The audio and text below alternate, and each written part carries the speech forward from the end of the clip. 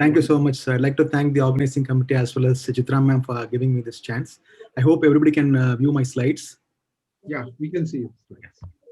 So here I'll be talking as a follow-up to Dr. Thanarasan's talk. I'll be dealing with the indocyanine green angiography.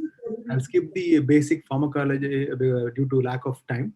So only thing we have to, the students have to remember is that it is contraindicated in people with seafood allergy. That is one main thing. And it can be avoided in patients with mainly liver diseases and sometimes a little bit of severe uremic diseases also, and also in pregnancy. Otherwise, it is compared to fluorescein angiography, this is much more safer with very rare side effects.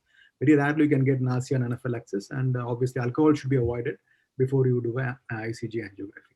The main advantage is that because of the ICG molecule being 98% protein bound, it does not leak out of the choroid capillaries as the fluorescein, and it gives a very nice view of the choroidal circulation. That's very important. So whereas the FFA gives a very good view of retina, the vessels, the ICG gives you a very good view of the choroidal vessels. So again, one more thing the students should be aware of, that there are two types of camera systems which have been there. The older generation was the flash-based camera, white light-based camera, which gave very poor image quality because of the lack of luminescence. And now what is more popular is the confocal scanning laser ophthalmoscopy-based systems. So that is the standard, gold standard now. Whereas the camera-based system uses a white light, this uses the monochromatic light, and we have the barrier filter at around the 830 nanometers, and we get the pictures. So this is the showing the difference between the white light and the confocal. The confocal one has an aperture which blocks all the reflected light from the away from the focal plane, giving a very clear and crispy view. Just a comparison between the two pictures of the flash-based camera and the CSLO showing the polypoidal choroidal vasculopathy. Whereas on the left side, you just see a hot spot here. You can see the very individual polyps and the branching vascular network in the center of that grouped polyps. It's a small video showing how angiography is done. So the indocyanine green drug is mixed in sterile water for injection, shaken well because it takes a lot of time for it to dissolve with a lot of residual impurities and suspended matter. So to avoid taking into the syringe, use a filter to filter out all these contaminations and the undissolved particles. So if you're doing a fluorescein, you can load the fluorescein dye also into the same syringe and inject it as a single bolus. If you're doing only ICG angiogram, this only will be enough.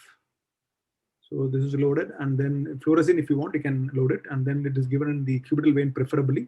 But and then using this camera-based system, the CSLO-based camera system, the images are captured digitally, and this can be viewed for later record.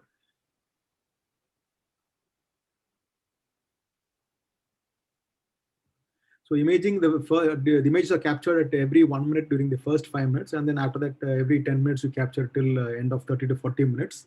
And various phases, if you look the early phase, which are approximately 60 seconds, you can see the individual choroidal vessels picking up. In the early mid phase, you can see the vessels even more clearly.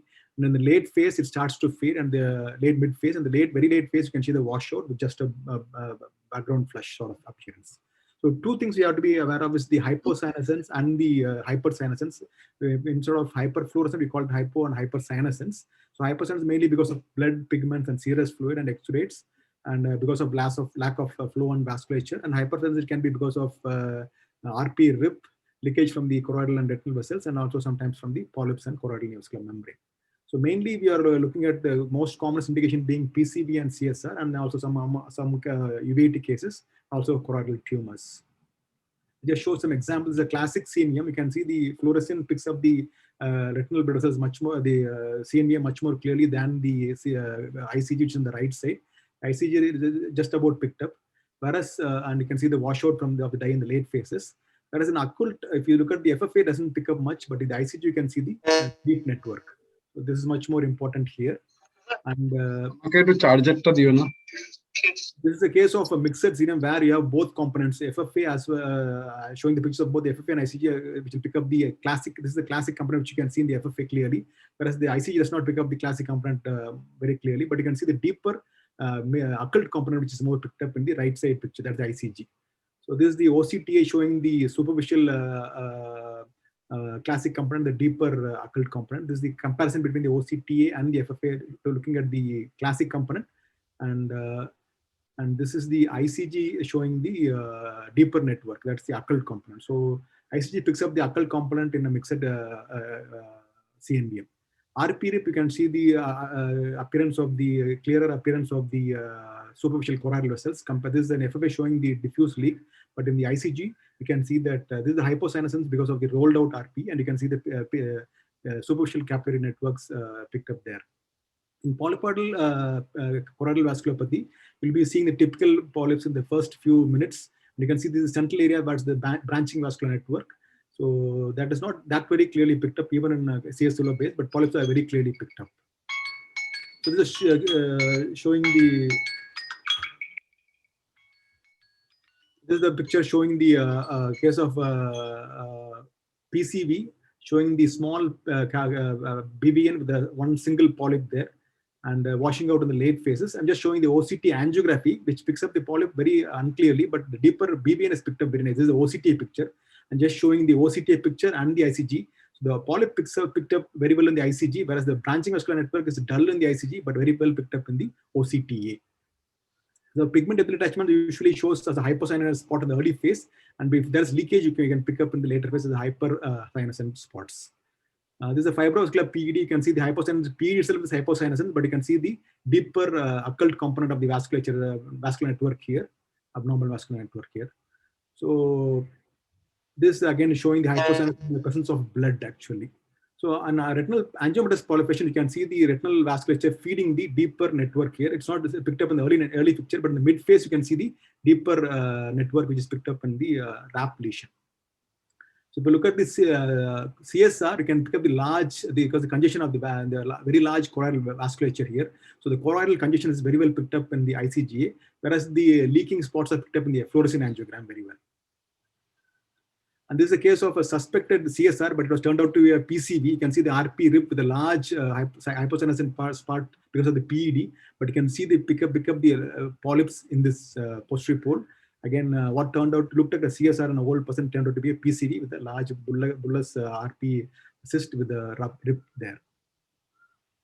You can see the FFA picking up the extensive polyps and the network in the center.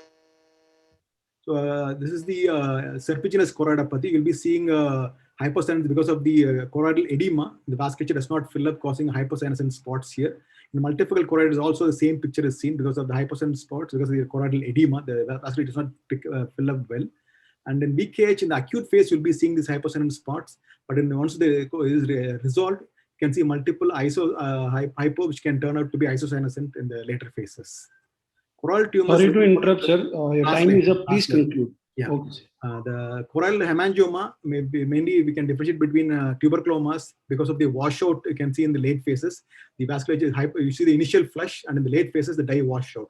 So very important to differentiate between suspected tuberculomas from choroidal hemangiomas.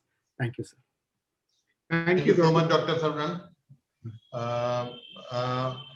One of the points you would like to highlight for the postgraduates, a few conditions wherein once they have done FFA, to confirm their diagnosis, they should do ICG to be absolutely sure of what they are dealing with.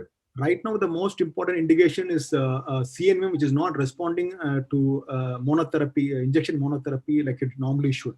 When you have a CNVM which does not respond to injection, then you are looking at two possibilities. One, it can be a PCV, which has a little bit less response to anti-VEGF injections. And second, especially Avastin and Lucentis. And second is the RAP patients. Some of the RAP patients also do not respond well to injections. In these cases, if you can improve the diagnosis using ICG, you can shift to PDT or sometimes even focal laser if the polyps are away from the fovea.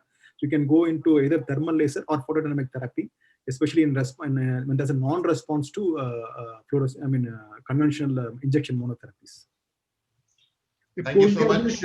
Suppose, from the postgraduate's point of view, you are an examiner, what would satisfy you? If the patient, you give a fundus photo of a localized lesion, Yes, sir. what would you, suppose you ask, what would satisfy you? What should they answer? Whether they go for ICG or FFA, if FFA fails then ICG, why not ICG? The question would be there. Why not ICG in all CNVM cases?